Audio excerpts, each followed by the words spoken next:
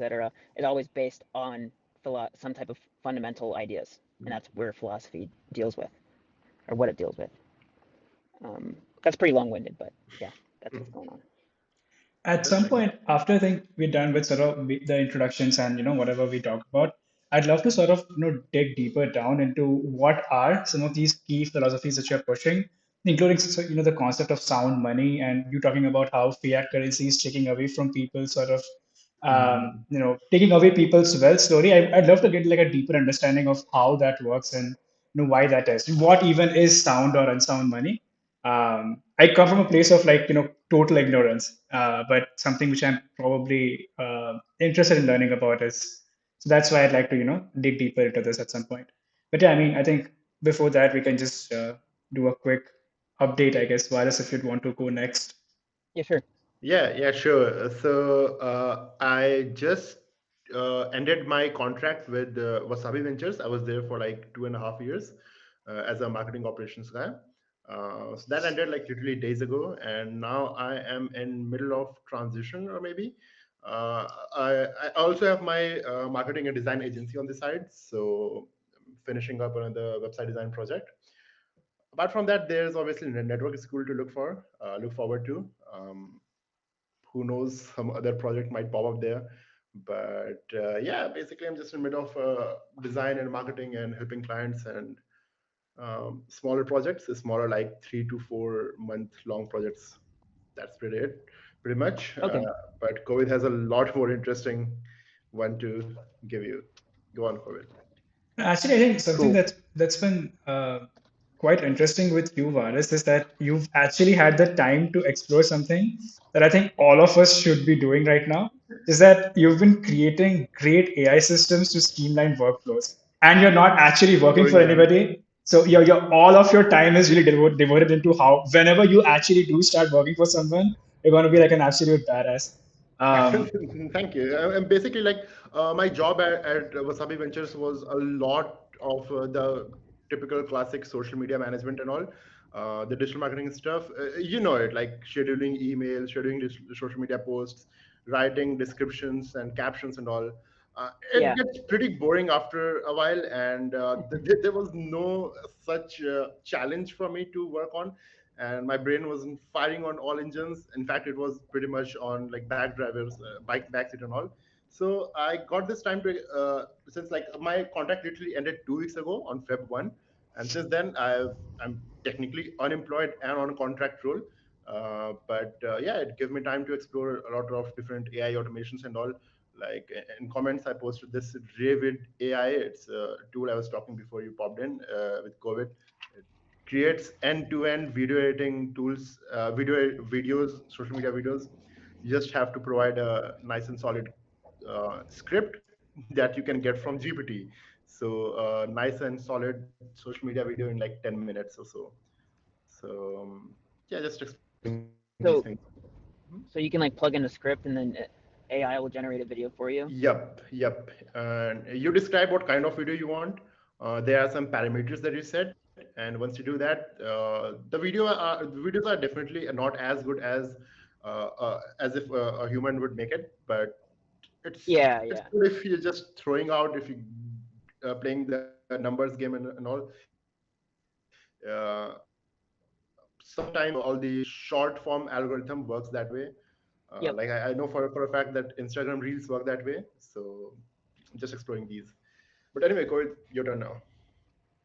I love that Revit's basic and mid-level plans are both priced the same. That's quirky. Anyway, yeah, I've been working in education pretty much since my first job for the last few years. I had a stint with Hannah as Rebel Educator, and I don't know if you've heard of Rebel Educator, but this was like a homeschooling, alternative schooling media plan that Hannah was pushing, which got pretty popular. And while I was working with her, I got pretty into the whole field of like alternative ed. And yeah, since then I've been in the sort of circles. I've worked with a couple different American companies. The various I worked recently with Praxis and with OpenEd, which is Isaac Morales' latest company. Um, actually, have I lost both of you already? No, Oh, okay. I think Cool. we're all there. Cool. Did My internet paused for a bit. Anyway, yeah. And then now I'm working with this company called Summer Search in the US, um, which is sort of it helps people mostly from like low income backgrounds to find things to do in their gap year, mentors and programs to explore and stuff like that. But the more exciting part is that I'm actually helping build a alternative school here in India. It's a non-profit school targeted towards, again, people with little to no access to education. But we're trying to sort of push the boundary there to, how do we provide a really excellent education with very limited resources? So that's on the one hand, but on the other hand, I'm also exploring like what's like the best possible education we can build with a lot of resources as well. And that's the part I think I'm going to network school to explore. There's a couple of people using AI to really change the game. Like there's reading levels that are off the charts right now. So yeah, that's the part I'm looking to explore further. But yeah, so it's a bit of like marketing for US based education companies, and then building a school, non-profit school here in India. And then I think the future would be sort of a for-profit school, either in India or globally. So that's where oh I'm at. Yeah, it seems like to certain degrees we're either in marketing or like the education space to varying Yeah, degrees. yeah, Because pretty much. OSI is like that too. We're basically an educational company. Um, that's the whole purpose. So that's awesome what you both are doing. That's cool. Um, Kobe, what was the name of that company again that you're working for? I didn't quite get it. Which one, the US one or the Indian one? Both, I guess. Sure. So I'm working with Summer Search as like a marketing guy. I'm Summer writing Search. copy for them. And then I'm helping build a Okay, school called Sura. So this is more of a strategy executive role for Sura, and then a marketing role for Summer Search. cool. Nice.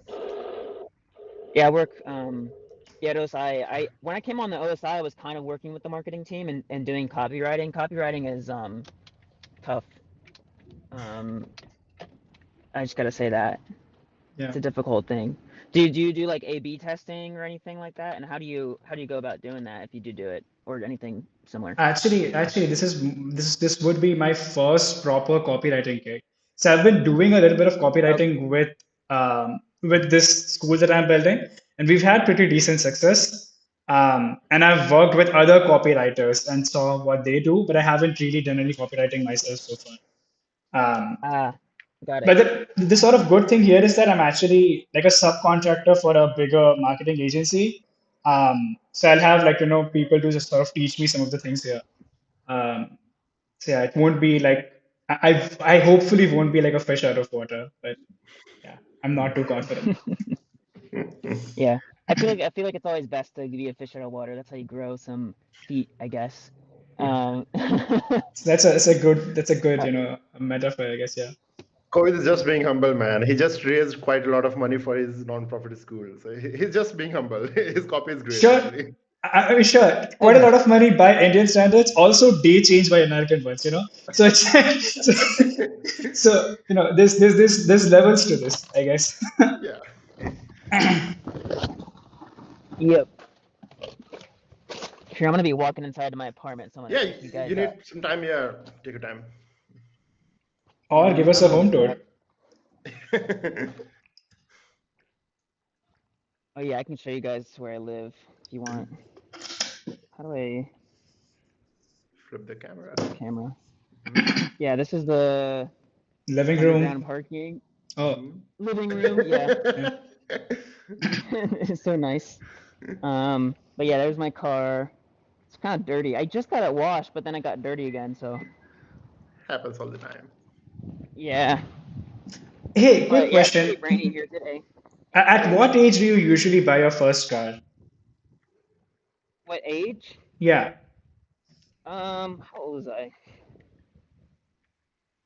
I think like, trying to think back.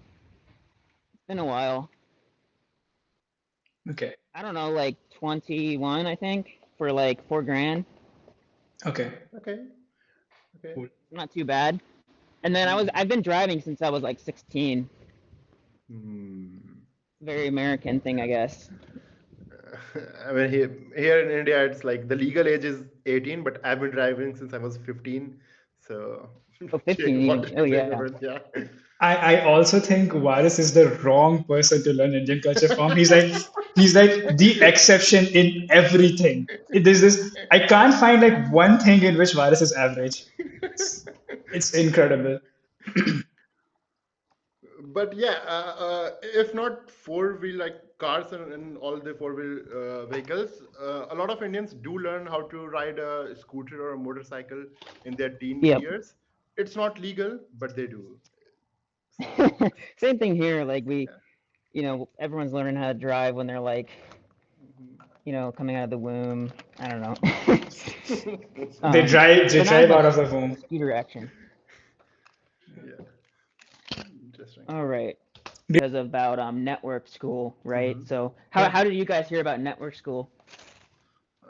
I actually heard it when Naval Ravikant was there last year. I mean, 6 months ago. He was there with Network Conference, the Network State Conference on Sept 1. And that's when I heard first. I really wanted to visit it, but I was shifting my house back then, so couldn't. But I've been hearing about Balaji for like past 1 to 2 years through Yeah. Naval only. Naval tweets something about him and all. But Network School 6 months ago was the first time I heard about it. What about you, Kovid? I actually don't remember. I remember I knew about it last year, and I applied and I did not Oh, get really? selected. Yeah. But I Okay. don't remember how I came to know about it in the first place. I just remember I applied and I did not get selected. And then Mhm. they sent us a mail again this year. Um, Okay. Hmm. and yeah, this year we got selected. Yep, yep. I mean, the V1 I didn't even apply because I was like shifting my house. Yeah, But yeah. yeah, I think that was the first time everyone heard about Network School, but Network State exceeds that by quite a margin. The book Network States, there are lots of like conferences and talks. So Network State has been thrown around quite a lot for the past few years. Haven't heard of Okay. it, but it was thrown around there. Got it. Network State, I know because I used to work with Adrian Group. Hmm. So we were in the whole space, but yeah, I don't remember how I came to know about the school. Anyway, Yeah, my end. I don't even remember, to be honest. I'm pretty sure I heard about it through Praxian, who mentioned it. I Mhm. looked into it and um kind of got the gist of it. I don't think I have like a deep enough understanding to really judge exactly what it is, but it sounds interesting. It sounds like a lot of ambitious, optimistic people, so that's kind of my crowd. Um, Mm. almost to a fault sometimes. Gotcha. Optimism can do that. how so? Like, what's the problem with hanging out with a lot of ambitious people? Nothing's wrong with ambition. I'm just thinking like being too optimistic about the future can lead to well, it depends on what you mean by optimism. Like you're just thinking things will just turn out good without any effort. That's a problematic form of optimism, obviously. So that's the kind of problem I have with it. But there's also like this type of optimism where it's like you have good intentions. There's people who have the best of intentions but make the world a horrible place because they do things that they think are good for the world. But then the worst people are the ones who like are actually trying to destroy stuff, which those are far and few between in my opinion. I think most people have good intentions. It's just that that type of good intentioned optimism is the most dangerous kind because it makes the person come up with some moral and everyone around them will argue for them despite them destroying things. So Do you think there's anybody who really just wants to destroy things? Like, do you think there's anybody with bad intentions in the first place? I'm sure there is. I don't think I know any because usually they've destroyed themselves. Um, but I don't know. I think there are some people who are like malevolent and out to just destroy others for who knows what reason. Not any rational reasons in my opinion, but they Hmm. exist. I think. Warlords, for example. Like I don't Sure, know. but I'm sure they have like their own view of what's good, right? Like, Yeah, yeah. They sure, rationalize it at least to make it seem like they're so they can convince themselves that they're doing the right thing yeah. ultimately. Yeah, I don't I know. I think it's very hard to fight for the cause when you know you're fighting for the wrong cause, right? Like you may be fighting for opposite ends of the spectrum, but you have to believe you're doing the right thing. I think it's Yeah, really, yeah, yeah, cool. yeah. I think ultimately, like, even if somebody thinks they're doing the wrong thing for a time being, usually the tendency is for people to try to rationalize their behaviors. Like, there's two approaches. You can either rationalize your current behaviors so you can maintain the status quo. Oh, that's cool. Um, or you can change your behaviors because you realize they're wrong because they don't match your fundamental premises of what's good and bad. So it's either update your premises or try to rationalize and fit your actions into your premises, whatever they may be. So that's the only two approaches I can see in my mind, but there might be a third or fourth. I don't know if you guys Uh, can think of any. I'm wondering, isn't like like caring about self and caring about other comes into play? Like, if a person just doesn't care about the world and how his actions are having consequences on the rest of the world, if the person just doesn't give a shit about it, Yeah, then there's no reason to rationalize anything. Just can focus on himself. I guess. Can I add to this? Can I add to what Varis said? Because I think this leads to one of the questions that has really gripped me in like the last few weeks. Mhm. And because you're so into philosophy, I think you could answer this for me. Okay. I am extremely afraid of dying. And the reason I'm really afraid of dying is because I believe the world ceases to exist when I die. Because the only way that the anything in the world, anything in the entire universe, in fact, is happening is because I can experience it happening. And then when I am not there, that is the end of the entire universe. It's not me dying, it's everything everywhere dying. You know? Interesting. Because there's nothing. I can't see it. I can't even express what I don't have. It is just the absence of everything. That's the Yeah, ultimate end, the ultimate full stop, right?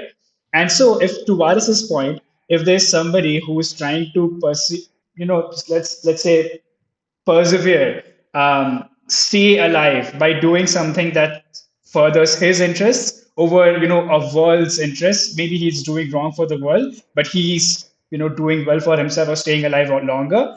Isn't he actually saving the entire universe? Because when he dies, everything ceases to exist, at least for himself, right? The world can be a yeah, shittier place for all I care, but when I die, the world will stop existing. You yeah. know? Um, I think what you're almost getting at is like it's almost like you're holding a form of solipsism. So like I'll type in that term into the chat. If you look up this term, it's like this view that everything that you see is simply just like a projection of your consciousness creating it, almost like a matrix created by your own brain, if you want to think about it that way. Um, I don't think that's true. I think it's definitely the case that, um, and I'll give you a very simple example. Um, it's definitely the case that existence exists separate of us. It has its own independent existence, and that we as a consciousness I define as, and I think the only way to make sense of consciousness is as a faculty for perceiving that which exists. Okay. Exactly how it does that, we don't know, but we do know that at the very basic observational level, it's the thing that helps you see what things are, basically everything there is. So that's consciousness, and then the simple example of why existence exists independent of us is how else would you have come into existence if existence didn't exist independent of you? Like at one point, if you try to think before you birth, you can't. Like there's nothing there. It is an absolute nothing. There's nothing to think about. But then yet you still came into existence at some point, and then at a certain age you became like kind of like self-aware, right?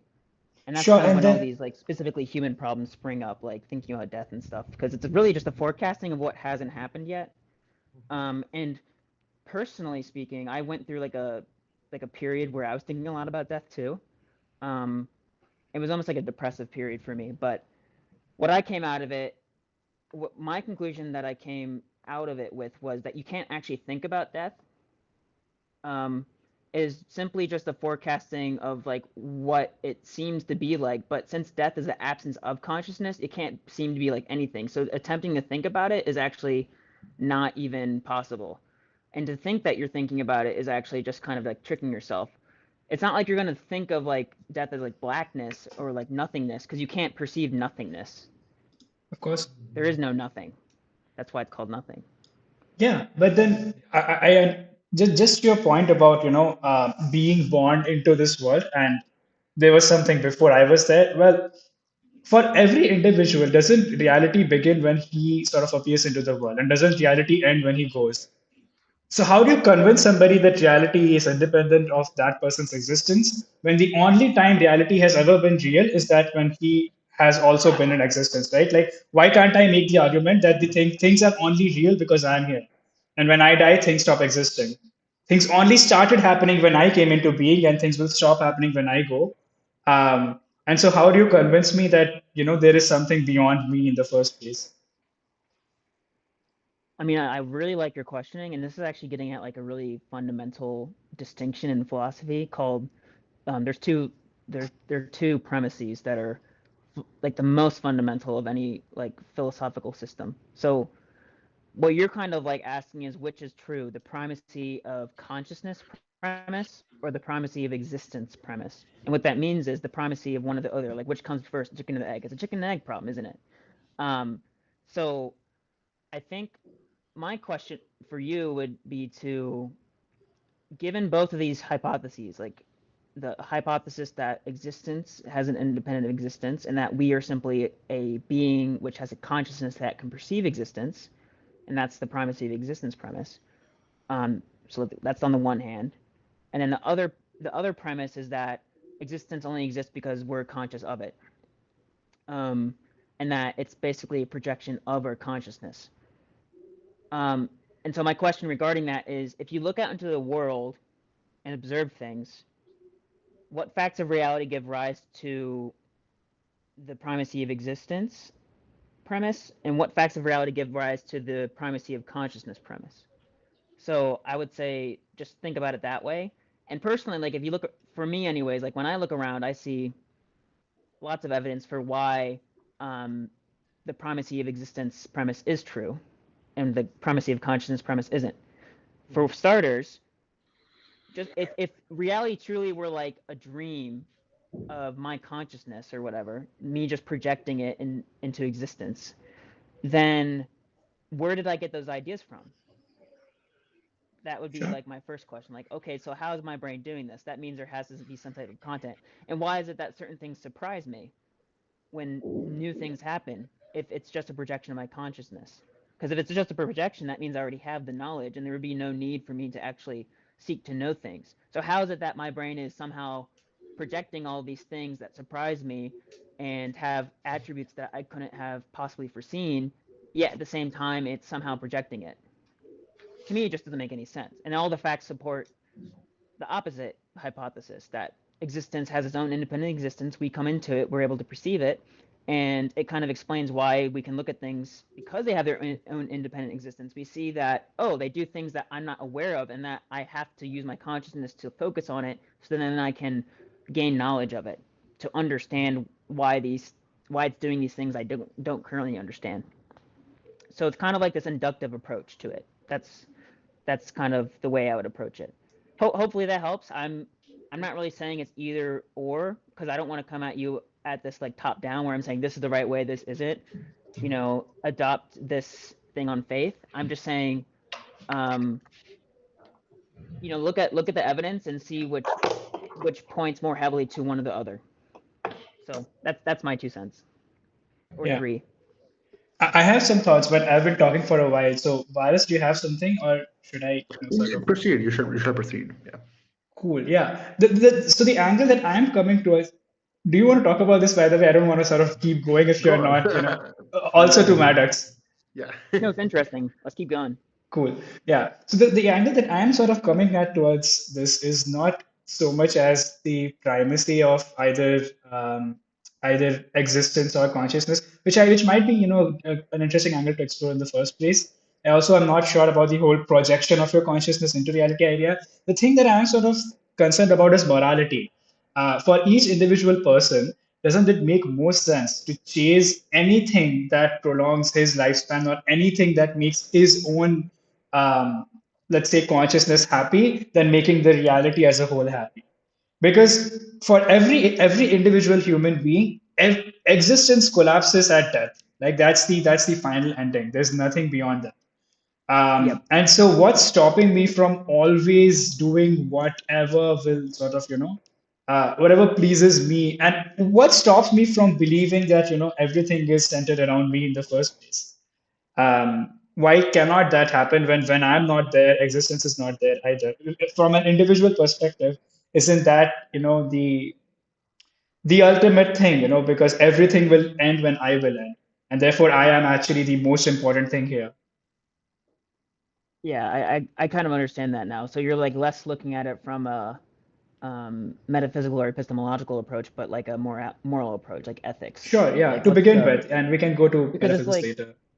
yeah, like what you're saying is like okay, like here's my first thoughts. I don't think there is anything stopping you or anybody from concluding that. Everybody has their own mind. They can choose to believe whatever they want to. But my thoughts on it would be yes, you can choose to believe anything you want to, but you can't choose for that thing to be true. So Why not? that's because there's facts that are completely contrary to that. So How if you so? make up a concept for a non-existent, for example, and then say the thing exists, that doesn't make your thing that you made up in your brain real. It just makes it an idea in your brain. So in that sense, it's real because it's an idea, but it doesn't mean that there's any facts in reality to support that that thing is real. And I think, despite you saying that this might be like a more of a moral quandary, I think it's more along the lines of an epistemological one, because this directly ties to a more important issue, more fundamental issue of how do we know things in the first place, um, and and the reason I think that is because if you don't um, know how to know, then you can kind of just like think to yourself that I can just believe anything and then you can anything goes, right? But yeah, that's my thoughts right now. But I don't know. I like to hear your thoughts about what I'm saying and whether or not you agree or disagree or what questions you have about it. What's wrong with, believing what I know? What's wrong with sort of, um, believing that what I know is true and, knowledge in the first place doesn't exist? Like, how do I know whether I truly know something in the first place? Yeah, it's a huge question. Um, I think ultimately it comes from the senses. So one way to like know something in like a very basic sense is like you look directly at it, like I exist because you're looking at me right here. Or it could be AI, but then you just be looking at the AI, and then that would be the existent, right? Um, so that's like one way of knowing something by directly perceiving it through any of your senses. And I think Right. the And fascinating thing about human. that Go ahead. would directly mean that the universe will stop when I die. That directly means that thing. Because if the only way of knowing something exists is through my senses, then when my senses stop, the universe dies. Hmm. Well, does your knowledge of something mean that it gives it existence? Yeah. So to me, that doesn't make any sense because to know something means to grasp something from your brain. If it's just a Unicorns yeah, like if you're or just making it up in some your like unimaginable stuff. like if you Yeah. guys don't exist and I'm just making you up in my brain and you guys cease to exist when I cease to exist, then me saying that I'm gaining knowledge of your guys' existence wouldn't make any sense because I already have it in my brain. Sure, but at Just that like, point, how do you prove that, we still exist after you're dead? How do you prove that to you? well, you can't because I don't exist. That's what I'm There's saying, no right? need to. I don't think it's really it's a non-issue because it's to me anyways. Like I It's think it it's you it's a don't exist, non so there's no need to know. But That again, makes sense.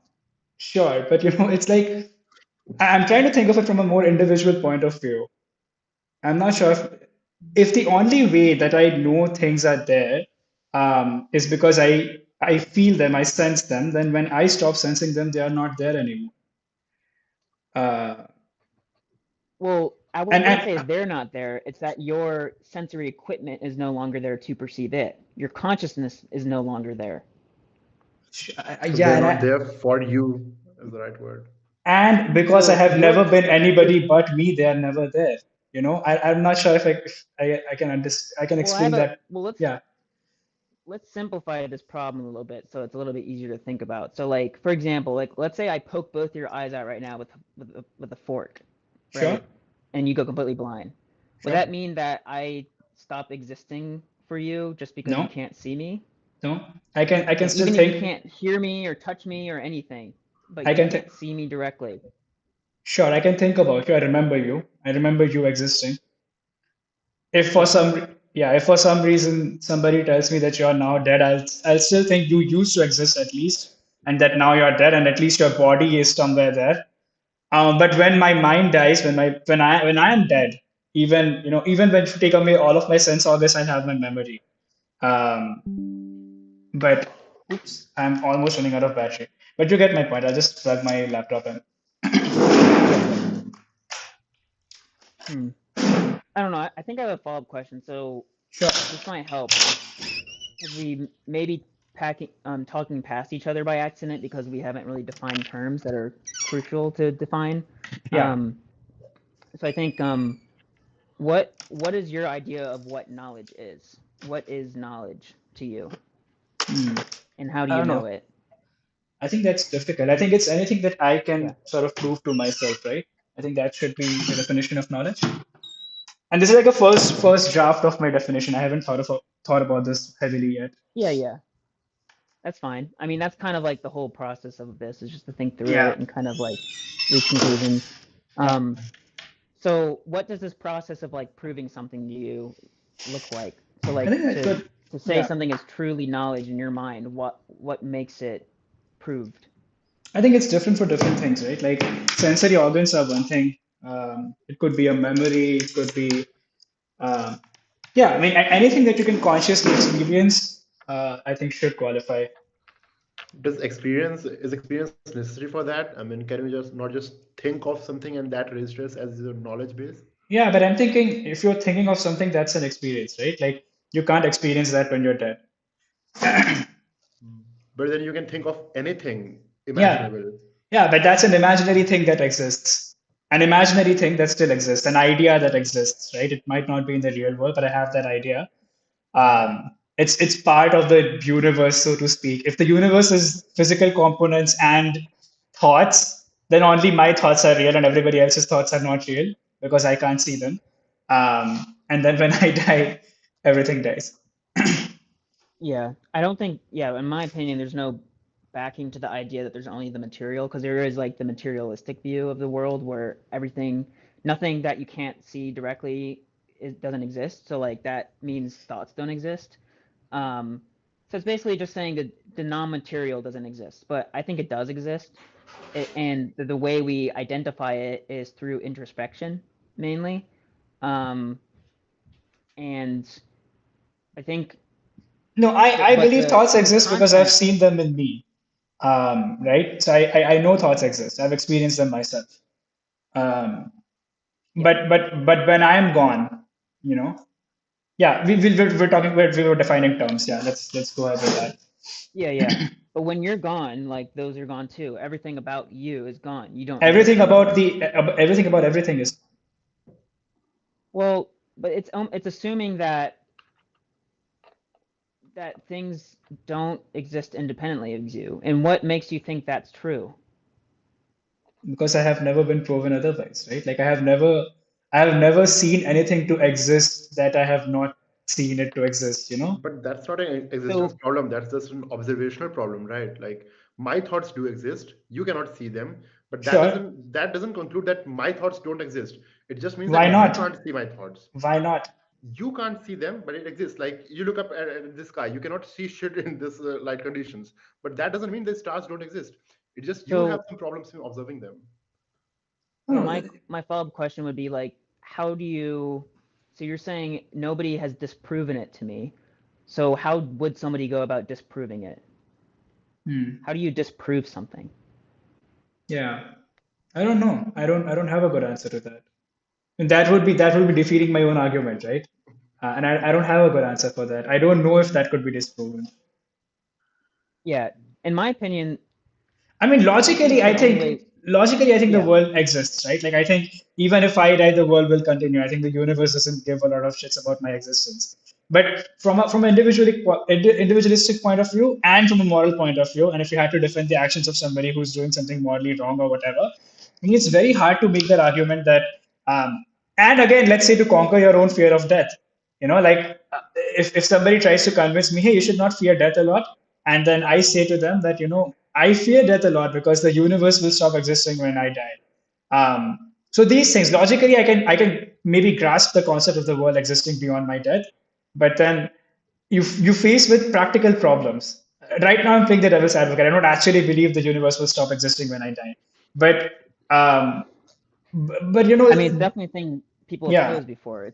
Um, and sure, it's a valid thing to discuss, I think, given that there are people who legitimately believe this, and it matters a lot because that means their actions can be justified if they say, well, everything is yeah. just a projection of my mind, so me killing you doesn't mean anything because you're just going to go out of existence anyway when I die.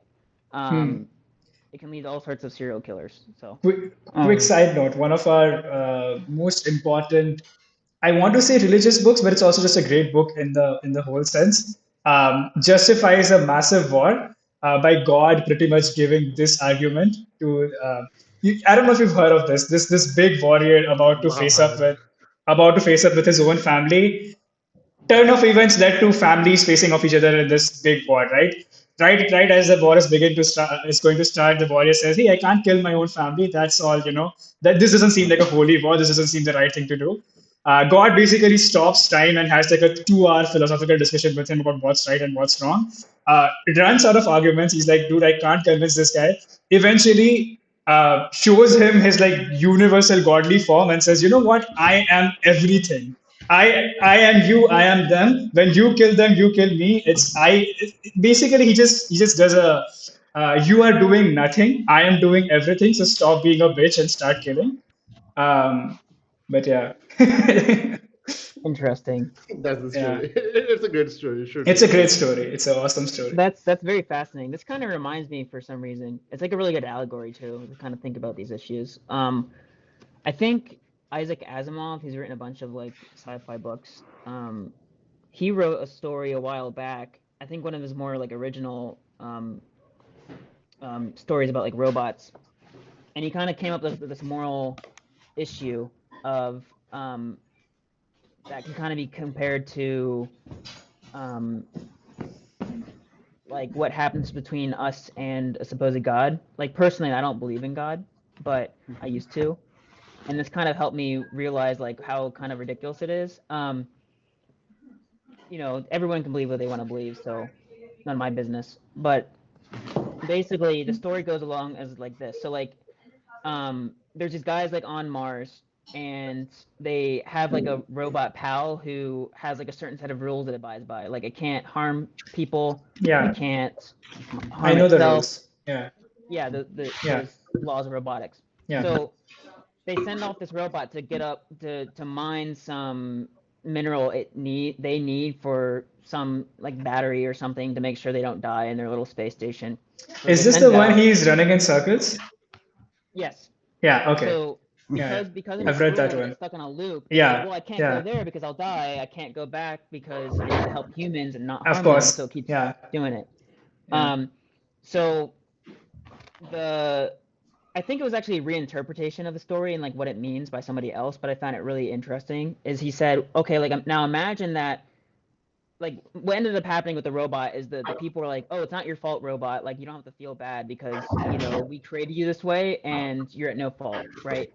Um, so it's supposed to be like an allegory for us and God. So like God created us, we're the robot in that Mhm. scenario. Mm-hmm. but then yet God punishes us in the Christian theology at least. So it's like, holy shit, God's evil. Like, why is he punishing us for having a nature that he created us to have and then condemns us for having it? Mm-hmm. It's like he could have chosen otherwise. I don't understand. Mm-hmm. So that was hard hitting for me when I heard that interpretation of it. I'm like, oh damn, that's crazy. Um, so yeah, that story of yours reminded me of that. Um, anyways, I'm curious, what kind of like philosophy books have you guys read before, or thinkers that you enjoy, or anything like that? I've read some in Stoicism, mostly from Stoicism. like just one from Marcus Aurelius and then rest from Ryan Holiday. I don't know if they qualify as official philosophy books, but I read some of those. Okay, yeah, that's how I got started with philosophy, to be honest. So like, those were Mhm. some of the first I read. Some Ryan Holiday. My uncle actually he gifted me the Daily Stoic, which is just like an assembly of, quotes from various Stoic thinkers. I Mhm. find it pretty useful to a certain degree, given that a lot of their ideas come from both Aristotle and Plato. Mhm. Um, they're basically like, um, um, they're post-Aristotelians, so they come after Aristotle. Um, so yeah, they're pretty cool to a certain degree. Speaking of that, so there's actually, do you guys know about Level Up at all? I don't know if you guys have been to Not Level familiar Up. with it. No.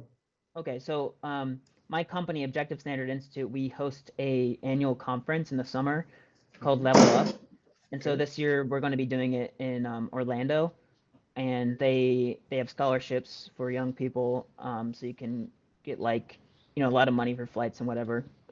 So this year, I think there's going to be a talk um, from one of my former colleagues. He doesn't work with us anymore directly, but he does, help out in various ways from time to time. He's going to be doing a talk on Stoicism.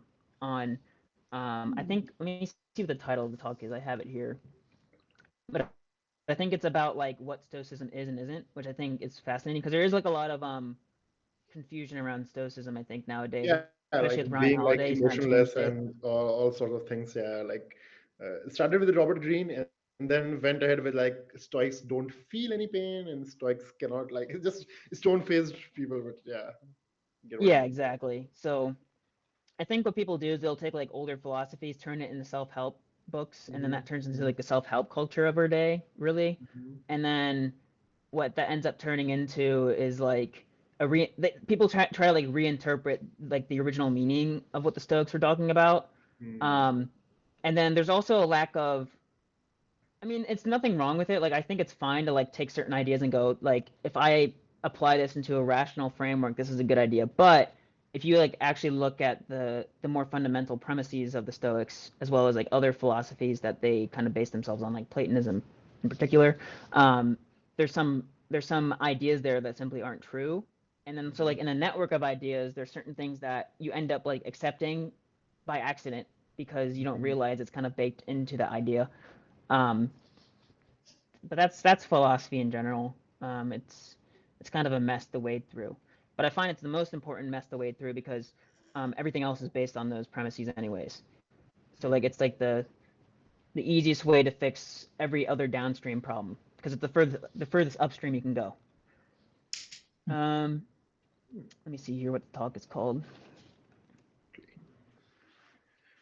Yeah, take a look at it and then proceed to discuss the thing that you said at the beginning about fiat money. I would love Oh to yeah, know we more can do about that. that. Yeah, Yeah. I mean, we talk exactly a broader discussion of the practical problems that philosophy solves. Like, I think money is one of them. And then you also talked about jobs, right? Like how sound philosophy leads to sound careers, and then sound Mhm. philosophy leads to sound economy, and how fiat money is bullshit.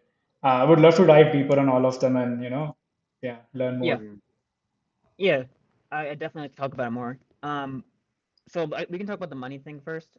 Mhm. And then as for like the job part, like that's something I still want to wrap my head around some more. Like I used to work at Fee, so I've had like some experience learning about economics, and um, I think I think I have a pretty good grasp, but I'm always trying to make sure I know what I know, and if I don't, Mhm. I'll just let you know. Um, like a lot of this is open inquiry for me, so that's the disclaimer. Okay. Um, so when it comes to money, I think fundamentally, before we can even talk about like the economy, we have to talk about like what money is, Mm-hmm. and what sound money is. So like I think money is a medium of exchange, Mm-hmm. and there's always like the fundamental debate is like what's the origin of money? Like where did it come from? Did it come from governments passing it down and like saying this is money, you're going to use this now? Or did it come from, or is it like a human invention that came out of a necessity? Like we needed a way to exchange with each other, and that's why money was invented, not because like some government gave it to us top down. And I think it's the decentralized version of it, where it's like, okay, we as humans need to be able to exchange value with each other to solve this problem that's often called in economics the problem of the coincidence of wants. Yeah, Yeah, the barter system, right? double coincidence of wants. Yeah. Yes. Yep. So that's kind of the main issue that occurs without any monetary system in place. So Mm-hmm. people, like if I wanted to trade with you like a sheep and you didn't want my sheep, but you had a house and I wanted your house, then I couldn't trade with you. I'd have to trade through, maybe you COVID, like Yeah. you wanted my sheep and then I get your oranges and then I had to trade the oranges for your house. But that would just be a very simple example. Most Mm-hmm. of the time it'd just be so complex you just couldn't do it. And all your goods would have just like, if they're, oranges, they're gonna freaking rot. You can't just hold on to those. Mm-hmm. So, so because of this necessity to solve that issue, people created money, and money throughout this, millennia has changed from seashells. I think in some cases it was like limestone. It all Mm-hmm. kind of depends on the individual context of the people trading with each other.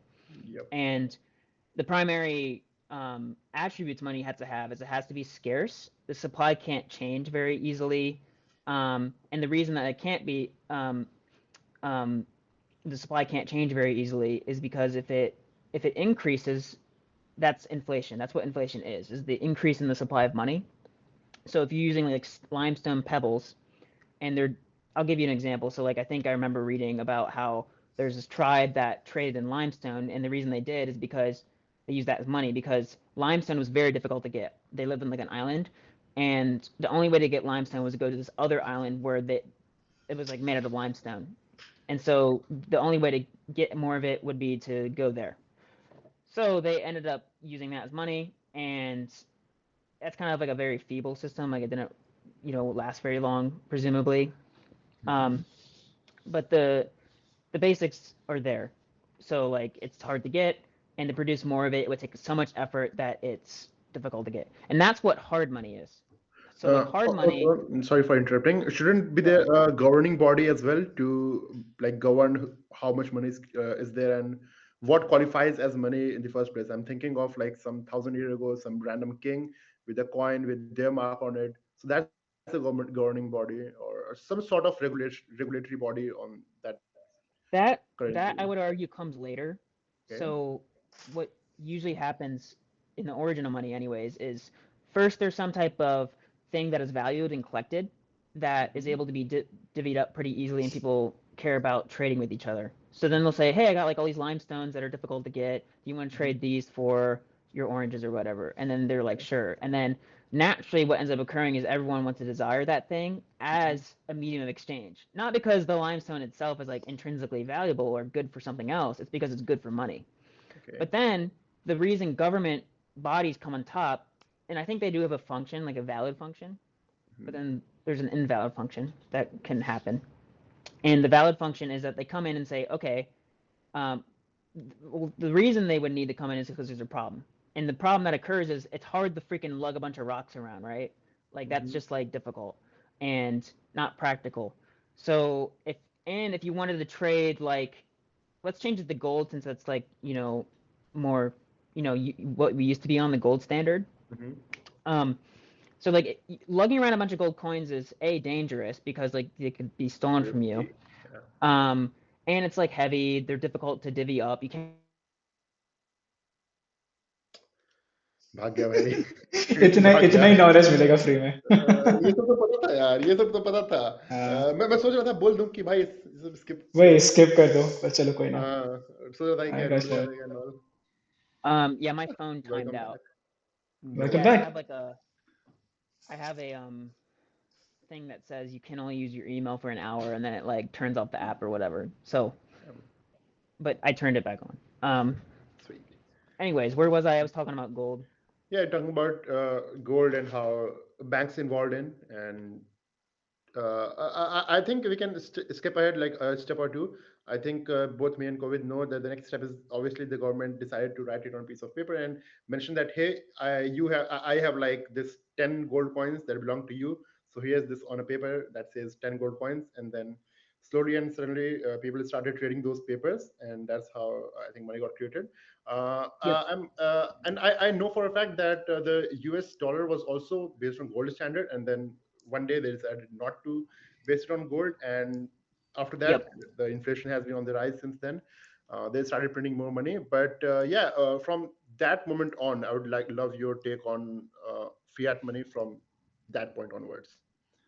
Yeah. So, um, from the point of like it being removed from the gold standard. Yeah. Okay. So, I mean, generally the trend has just been inflation, and the reason it's being inflated. Fun fact. Most of the money that's like printed, people say printed all the time, but most money isn't being like physically printed. The most of the new money that's created that causes inflation, increasing the supply of money, is caused by loans between banks. Okay. So, for example, let's say the government starts a new program for improving people's health or whatever. They can Mhm. just justify anything, right? They're just like, whatever, we can just print money. Mhm. It's more like a euphemism. But then on paper, what's happening is they write a check, and then they are able to get the money from the Federal Reserve on a loan, yet they Mhm. don't have any like Collaterals. there's actually nothing there. Yeah. They can just they can just get the money, and then that actually produces new money into the system. Hmm. Um, so that's kind of like the primary source of inflation nowadays. And there's a Mhm. really great documentary, somewhat not really a documentary per se, but more like an educational series that I watched that really opened my eyes to this system and how corrupt it is. Mhm. Um, it's called Mike Maloney's Hidden Secrets of Money, and it's really entertaining at the same time. So it's really easy to get through. It's not like dense. Um, Here, I'll type it in the chat. Mike Maloney's Hidden Secrets of Money. Mhm. It's a YouTube series. It's about um, the origins of money. Let me just type Mhm. this one time. It's about 10 episodes, and basically he goes from the origin of money, how it started, um, how it's like developed over time, and Mhm. then how the government has been manipulating it in such a way to Mhm. that causes inflation and takes away wealth from people over Mhm. time. And then I think some of the final episodes in it are like 9 and 10, and he talks about Bitcoin, and that's when it gets pretty interesting too. And there's some like really great visual animations in there that can help you wrap your head around Bitcoin. Mhm. And with the foundation of understanding like, the origin of money, you can see like how amazing the origin of Bitcoin is and how much of a innovation Bitcoin truly is. Now, Bitcoin is such a truly an innovation and one of the most sound monies because um, and I don't know how it does this, and this is something I want to learn more about so I know it's a fact, but theoretically, let's say this is true, like its algorithm, its blockchain is able to secure a specific supply of Bitcoin that can never be manipulated by anybody, no central body. Mhm. And the way it does that is through um, miners who solve mathematical problems that basically confirm that a transaction occurred on the network and to Mhm. ensure no um, transactions that cannot occur because somebody doesn't have certain funds can Mhm. occur. But whereas with our current fiat system, the federal government can basically pull money from a bank account that has $0 on it because Mhm. they can just make up whatever they want basically and inflate the supply of money because Mhm. they are the central body running it. It's almost like if you had a society in which we all dealt with limestone pebbles as money and you had a limestone pebble factory and you're like, well, I'm just going to like start producing more limestone pebbles and start buying a bunch of stuff with this. Um, Mhm. that's basically what's happening with the the fiat system, but just more complex and mostly on paper. Mhm. Um, so yeah, that's the primary reason Bitcoin's such a crazy thing. It's locked in at 21 million Bitcoin only, can never change as long Mhm. as that algorithm holds true. Whether or not whether or not it does and how it does that, I don't know exactly like the specific details, but that's something I'm very interested in learning more about anyways. Just to make sure my funds are, because I have Bitcoin, I don't want to like lose those, so I want to make sure I'm like Yeah. really in on this. But the I just have economics are a sound if that's true. as a clarifying question before anything else is that when governments borrow from Federal Reserves, as you say, you just print more money. The like the on paper, the legal sort of thing, whether they do it or not is a different thing. But they are supposed to return that money to the Federal Reserve at some point, right? Like that's like the on paper thing to do. I mean, technically, that's what's supposed to happen in any type of Yeah, like loan situation. Like in real life, like if I had $1,000 and you're like, "Hey, Maddox, like I need $1,000 to start this business," like that's like a small amount, but let's just keep it simple. Um, Eventually, I'm like, okay, sure, but like, I want you to pay me back like 5% interest because of the value I'm giving you by just giving you this money that you can start this with. So if this is sure. profitable for you, you can give me a 5% back on that and give me $1,050, right? Okay. To settle. If you go over that, you got to pay me more or whatever. And that's how it would normally work. Mm-hmm. But obviously, that's not what's happening with the federal government, and that's why we're like, I mean, the case in point is our debt, like in America, where it just keeps going Yeah. up. And like with every country that has a fiat system, all countries Mm-hmm. nowadays have fiat systems. But the funny thing about fiat is, no matter where it's been tried, even in ancient times, every single one has gone to zero in value. Every single one. I think Mike Maloney talks about this in the documentary. How there's a guy who literally went through every single like fiat currency in history, and fiat's Mm-hmm. not just like paper money, but like anything similar to that, where it's like representative of actual Yeah. things. Mm-hmm. Um, they all have gone to zero. There's not a single one that hasn't, and that's why Bitcoin's such a revolution, is because there's no one that can manipulate the supply, and there's no one that can really like um what is it like the problem. I think one of the problems with the gold standard, which is like a lot of people still advocate the gold standard and say talked about going back to it, but I think one of the issues with it is that no matter what, um, because of practical reasons, people are going to want fiat anyways. That's linked to a gold standard, and that naturally creates this incentive to unlink it, so then somebody can manipulate the money supply. And so like the gold standard naturally incentivizes that, and there's no way around it. Whereas Mm-hmm. Bitcoin, there's no need to, because Bitcoin is the best, most efficient way of like transporting wealth. It's all just digital. You can just send it instantly to anybody in the world very quickly, and the settlement time period on it is very low. What I mean by that is like, if I transact with you, COVID, like $1 billion, I send you $1 billion, and the banks would have to technically on paper, like you see it show up in your account, but then at the end of the week or whatever, the bank will have to say, yes, that just transaction happened, and then the banks would have to like transact with each other that Mm-hmm. $1 billion to make sure it was legitimate. Yeah. Same thing happens with Bitcoin, but without any centralized governing body, no banks. And then at the same time, it happens like in less than like up to like only 4 hours it Mm-hmm. takes, I think, if I remember correctly. Very low settlement times, which is very important too, is because that means you can receive $1 billion within 4 hours, and then like transact that $1 billion to somebody else within the next um, minute if you wanted to, which is And, much. Yeah. It makes the speed of money go a lot faster. and that too with the Swift network. Like if someone in US wants to transact with someone in Russia, good luck with banking system. Yeah, you can't do it, especially if there's like Mm-hmm. any bans on it because of Mm-hmm. war or whatever. With Bitcoin, you can do that as long as you have like an internet connection. Mm-hmm. Got Starlink. I think that's part Mm-hmm. of the reason Elon has Starlink. It's not because it's like, oh, free Wi-Fi is cool because I can watch the soccer game or whatever. No, it's because you can like transact money anywhere in the world with anybody you want. Like that's tremendously, like that's amazing. That's crazy. Mm-hmm. This is like freaking sci-fi right now.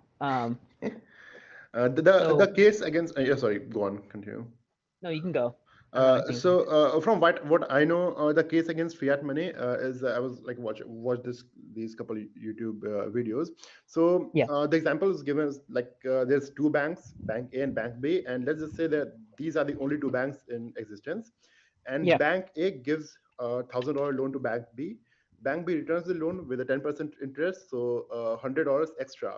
Now this $100 came out of nowhere. It literally came out of nowhere. Bank B didn't had any money to begin with. That's why they asked Bank A for $1,000. So that the creation of money from nothing is the real reason why fiat doesn't have any value. That's what I heard from the YouTube channels and all. But now that you mentioned it, that the entire thing of creating new money from the Federal Reserve, like the creating of the loans, creating of the $1,000 to begin with, that's the main thing that you're saying is the reason for fiat money on their declining path, right? Yes, and to make it a little bit even more clear is like technically gold, like if let's say theoretically our entire society dealt with gold coins as, money, like just like here's your gold coin, Waris, I want your oranges or whatever. Mm-hmm. I don't know why I keep using oranges as an example. Um, so if everybody did that, then where the heck was I going with this? Oh yeah, so in nature we know gold's out there, obviously. We can look out in the world and like find gold deposits in various places in the world, some higher than others, and then there's people who mine it, obviously, because it's super valuable, because it is, and it wasn't at one point was used as money and was tied to the fiat dollars or any other currencies. And that means that gold itself as a money can inflate in its supply. Mm-hmm. So inflation still exists under a gold standard, just to a very small degree. Because the gold supply in total around the entire world only grows around 1 to 2% from what I've heard, and that's part of the reason why it's a sound money. Like the soundness of money is directly linked to whether or not it's hard or soft. So hard money, you can just think of hard as meaning hard to produce. Gold is hard Okay. to produce. Its Mm-hmm. supply is hard to increase. Soft Mm-hmm. money is easier to produce, then it's like fiat. It's not linked to anything, it's just paper, really, or just numbers on a piece of paper, really, like infinitely easy to produce, really. You can just write it down and it just exists. It's crazy. Um, and that is um, like the softest money there is like fiat dollars, where it's all just Gotcha. essentially digital. You can just write it. It's as cheap as the ink that you're writing on the piece of paper with, Hmm. or the Gotcha. letters. So So Bitcoin is basically hard money, right? it's like the hardest money that has ever existed, as long as the technology works. Mhm. What And it about seems the to be working. okay? What about the smaller scale cryptocurrencies that keep popping up every The alternate shit day? coins. Yeah.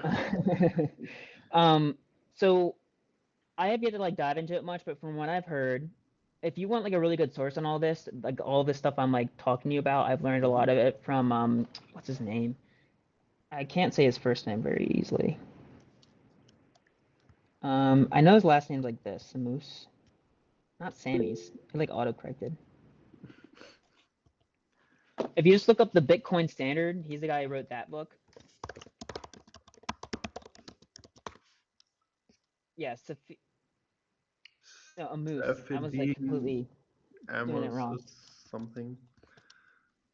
Yeah, so that guy, he's really Yeah. good at this. He knows a lot of the history of it. There you go. That's perfect. So I recommend looking to him. I actually recently bought his book, The Bitcoin Standard, and I'm planning on reading it among his other books. Gotcha. And I've listened to a lot of what he said in some podcast episodes, Hmm. and he makes things like very clear. So yeah, I would read him. But what was the original question? I don't know why I went on this tangent here. The original question was on shitcoins, basically. Like Oh Bitcoin is yeah, hard money, but what about shitcoins? I mean, what's the criteria? Like, how does a random ass crypto coin become limited and limited and like resourceful and all, become so valuable? Because I think the scarcity provides the value. If it's not scarce, it's not valuable. So, what yeah. requires? Yeah, basically, you understand my point. So basically, what the shit coins is, and like I haven't looked into it enough personally, but according to Amos, his whole idea is that um of one or two ways. One, a shitcoin can be a shitcoin if it is it's basically centralized. It's not actually like on a blockchain as or decentralized like it claims. Mhm. Um, it just might have some aspects of Bitcoin, like it's like a digital technology. But he made a really great point saying, well, dollars are digital currency. Like we transact with digital dollars all the time, Venmo, PayPal, Apple Pay. Mhm. Capital One, whatever bank you're using. It's all digital really nowadays. Like there's not people aren't dealing with cash as much. It's just Okay. not a thing. So it's not like Bitcoin is different or unique because, or the shitcoins aren't unique either because it's digital. So like I think that's kind of like the main thing to keep in mind is like that's not the unique selling point. The unique selling point with Bitcoin, and this is why the shitcoins are called shitcoins or shitty, is because it doesn't have like a blockchain that is actually decentralized. Mm. So with Bitcoin, if you think about the history of it, Mhm. Satoshi Nakamoto started it. That's just a pseudonym. Nobody knows who he really is. There's theories, Mhm. but he started it, and it's been working for the last 12 years. And people have been like exchanging, billionaires too, have been exchanging massive amounts of money on it Mhm. for since its conception on its own. And there's no central body. There's no central body that you can talk to that's like, yeah, Mm. we run Bitcoin. Yet, if you look into all these other shitcoins, the shitcoin if there's some type of central body saying, "Whoa, we're updating it," and there's all these cool new features, like as if it's like the software that Gotcha. that Yeah. like it's anything, like it's like Monday.com or like Notion or Uh-huh. something, Uh-huh. anything like that, where people can Gotcha. change it and therefore Mhm. change the supply. And there's incentives to Mm. manipulate it and make a shit ton of money and then dip out and screw everyone else, which is what happens Mm. with all these over time. Yeah, the It's hop very to a girl. manipulative. So basically, Cool. the a blockchain is all that divides good and bad cryptocurrency. I think so. Yeah, that's like the Mm. main distinction. Now the question Mhm. is, and this is something that I think came up in one of this podcast episodes, like what if there's like another coin that legitimately has like the same exact technology as Bitcoin where it's a blockchain, but maybe it does it even more efficiently? Like would that like overthrow Bitcoin, right? And I Uh, think that's like a really good isn't question. Uh, Ethereum that exact same thing that it uses quite less power compared to Bitcoin and I'm not essentially the sure. same? I think that's kind of like a thing, but from what I've heard, it's centralized as well. Um, I haven't been in that on the Ethereum side enough to know right now. I don't think it's centralized. Ethereum, a platform, and Ethereum, the coin. Those are two separate things. And Ethereum, the coin is decentralized. Ethereum, the platform, provides a blockchain platform for others to build on top of it, I think. Hmm. Cool. I have some questions about like the usage of Bitcoin as the standard currency. And this also leads to what role does fiat currency plays in the first place, and why gold standard might not work, and why actually Bitcoin might even not work. So imagine like a situation where a Bitcoin becomes the currency for the world, right? Like nobody uses anything but Bitcoin, Yeah. and all 21 million Bitcoins are now minted out. Yeah. Now, the world continues to grow, right? Like the world continues to have an economic development. More things are being produced, higher quality goods are sort of being made all the time, bigger services, bigger things. Um, Now, as the world grows and the currency doesn't, because the currency is like limited to 21 million units, the only possible way for the world to continue representing that value is if each individual currency grows in value, and to the same extent to which the world grows. So, if, for example, well, then you wouldn't have dollars in the first place, but let's say the world as a whole grows by $50 trillion in a year, well, then all of those Bitcoins have to grow by $50 trillion. And then actually, you don't even have to do anything but hold on to Bitcoins. Because even if the rest of the world, so if I have, like, say, 1,000 Bitcoins, let's say I have 21 million Bitcoins, right? The rest of the world together could produce, let's say, a 200% increase in productivity. I Yeah. will do nothing and I will have a 200% appreciation on my coins. Yes. And so, yeah, and so the thing is that in such a situation, the thing that happens with fiat currency is that governments borrow money also to showcase an appropriate rise in the economy. So if an economy is growing, part of it can be covered by rising sort of values of money, but that never happens because the economy always grows at a much faster rate than at which currency appreciates.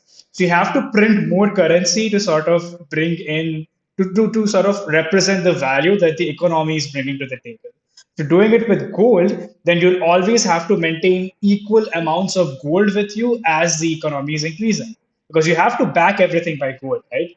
So if you want to say that my country grew by $500 billion last year, Well, $500 billion for everybody else, and also $500 billion of worth of gold just for you sitting in a bank, so that you can, sort of maintain the standard of the money. And that $500 billion worth of gold is doing nothing but sitting in your bank.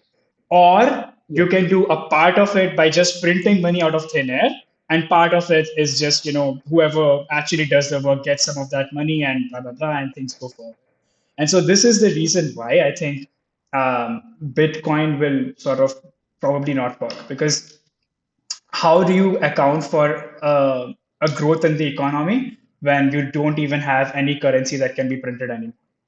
The only thing that can happen is currency can increase in value, and then all you need to do is just hold on to currency and not do anything.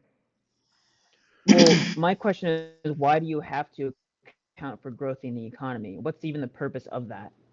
What's the purpose of any The one economic individual knowing how big the economy is? Oh, the economy grows. That's all. Well, how? Okay, so how do you? Let's say I'm making a service, right? Let's say I'm giving you 10 oranges this year, and the next year I'll be giving you 20 oranges. Well, how do I know how much money do you Yeah. have to pay me for 20 oranges, right? Like, is it one Bitcoin? Is it 10 Bitcoins? Is it 100 Bitcoins? And if I am giving you 20 oranges, but also you now have 100 different people who can give you oranges, maybe you don't appreciate my work enough. But if I'm the only person who can give you oranges, you'd like to give me more money. And so, you need to have a certain standard of value for everything. How do you sort of how do you measure the sort of value of any good or service, right? Like, you have to have a monetary number attached to it. And if that number is constantly changing, that number is meaningless. Hmm. So is your argument that Bitcoin can't be a unit of account if it's constantly its value is constantly increasing as this, because its supplies remain static or even decreases because people lose Bitcoin. Um, No, I'm talking, yeah. it's The only way while the possible, amount of goods that the amount of goods it's chasing is essentially expanding, so therefore the value of that goes up. Well, yeah, wouldn't you have to but look at like how prices work in the first place, right? Yeah, It's but like, that's assuming other currencies still exist. And the reason that Bitcoin doesn't have to appropriately increase in value is because we have other currencies that we're actually measuring value by.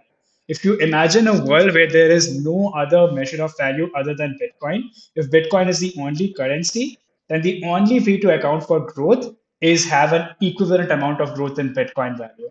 Because you can't mine any more Bitcoin.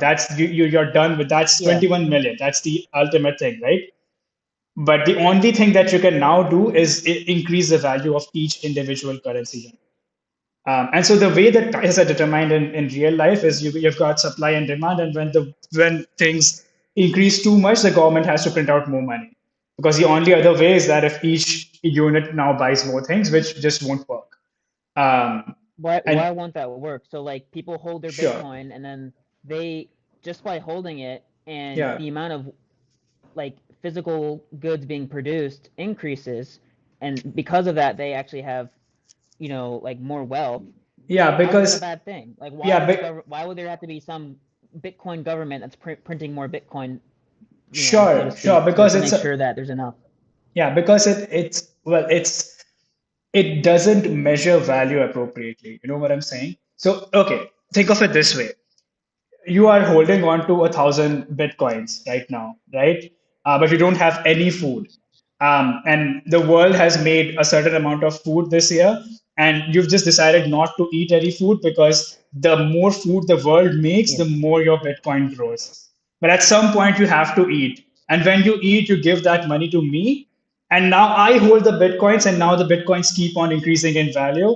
And then one day you'll have to sell your house to me, but I'll only give you like a half a Bitcoin, and you've given me like 10,000 Bitcoins for like one burrito. And that's all because, that's the Bitcoin has just kept increasing in value. And so there will be no standard measure of value. When we talk about inflation, this will be the worst kind of inflation we've ever seen because there'll just be no more currency units to account for all the growth. Okay. Yeah, I think I see what you see. So like the whole your whole argument is that we need some type of cen central authority that can somehow, I don't know how, determine exactly how many goods there are, and then print the exact amount of money necessary to make sure that the money is a actual representation of the amount of goods in the economy, so that it doesn't change in value Yeah, yeah. either way, like Part, up or down. But how? yeah. My question is, how would you even do that? Like, I Well, don't think that's the job federal as banks an do. individual. That's What the was job it? federal banks do. That's the job federal banks do. So that's how GDP is measured. So every year, GDP is how much goods and services your country produces in a year. I don't think you can even say they do that, because how? Explain to me how they're figuring out exactly how many goods there are being produced in the economy. Well, How do you do that? how do you calculate GDP? That's the exact thing that is. Your GDP of your country is how much goods and services you produce in a year. The monetary value of the goods and services that you produce in Value a of year. the goods and produces, Yeah, right? That Well, exactly. includes like that's the not the employees value of the and goods. It's just It the amount of is. dollars that those technically are supposed to represent. No, it is. But the Federal Reserve isn't doing their job then, because they're just printing more Sure. money than there are goods. So, That's a different um, argument. You could say that. So when any federal bank is not doing its job properly, you'll always have mismatch between how much currency you need in the country and how much there is. It could be more, it could be yeah, less. yeah. Mhm. But to say that the federal bank is just not needed, that you just can't get away with never printing more money, I don't think that's accurate. Hmm. COVID also, when you mentioned about the control factor, we're talking about that thing where, like, I'll give you the example of the pandemic, when they had to drop the interest rate so that the everyone would take out loans and business would go as usual, and then after a couple of years they had to increase the rates. So this increase and decrease of the rates, and henceforth increase and decrease in the amount Money of money supply. circulating in the economy, Yeah. is that what you're talking about in terms of control that the federal has over money? Yeah, part of it, and also printing new currency as well. I think the thing that America gets wrong is they print new currency at everything. Like as a government, we're not supposed to do that. We're not just supposed to be like, yeah, Uh-huh. ये नया काम, sorry, not no Hindi. We wanna do this new thing, and so we'll just finance it by printing more money. Uh-huh. That's a different thing entirely. That's So just what should be saying the that. solution? Like, should the I mean, solution be part of it is debt? that. Part of it is that you actually print more money sometimes. Part of it is actually getting more debt. Part of it is, increasing or decreasing interest rates accordingly. Um, Hmm. but you can't just Yeah, say, I I'll don't know. never, But the yeah, fundamental knowledge somebody would have to be able to even make those decisions accurately, to actually balance the supply of money to the amount of goods. They would need to know how many goods there are, but you it, can't it's, actually know that. it's been You happening for can't. hundreds of years, Maddox. It's not something new. Every country does it. Did they do it wrong? I mean, They that's could, why yeah, this. and not wildly wrong, and not only maybe a little bit wrong. And also, I had something else. Hmm. When we were talking about, But yeah, like calculation of the goods produced in here is not really a complicated thing on a government level. I mean, yeah, that's something that happens in even the smallest of countries and the largest ones.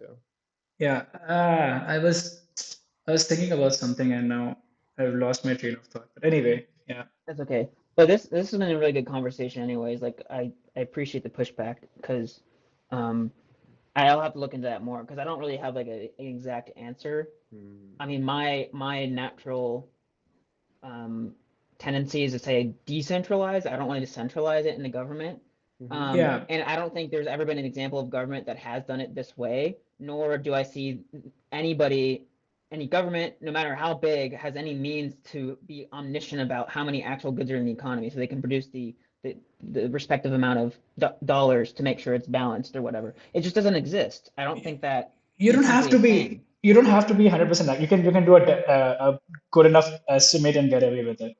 And that it's been happening for a long time now. Like it's not new. I mean, Yeah, but if GDP you want your estimates. money to be a savings vehicle too, it's like, why would you not want your money to increase in value over time? Would you rather your money increase Sure. in value over time, or it being a valid standard of account?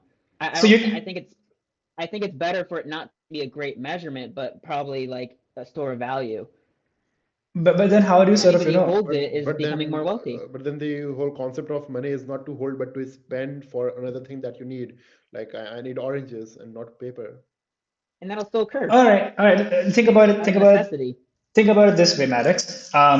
It's the 30th of the month, and you're hungry. You want to get dinner, and so you Yeah. also work at this restaurant, right?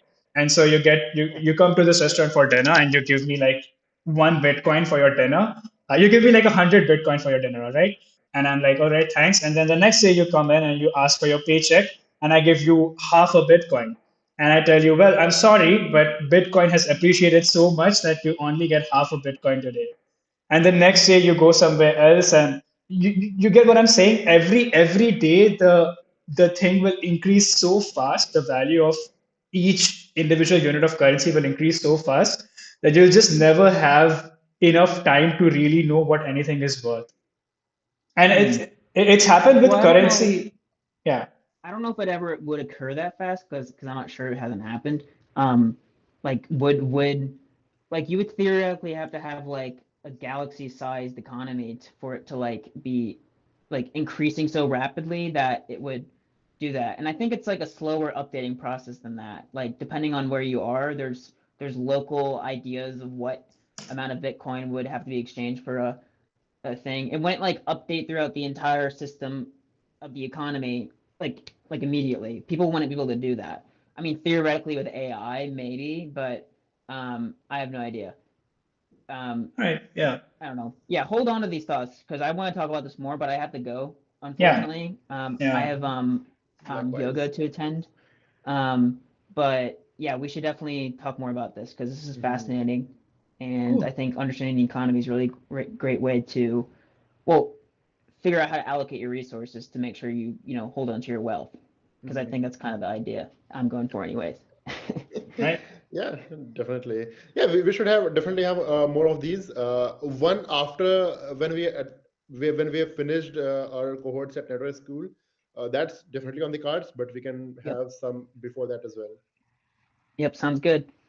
All right. Right. See you guys. Thanks Right for then. Thanks, talking. Maddox. See you Bye. all. Thanks. Bye bye.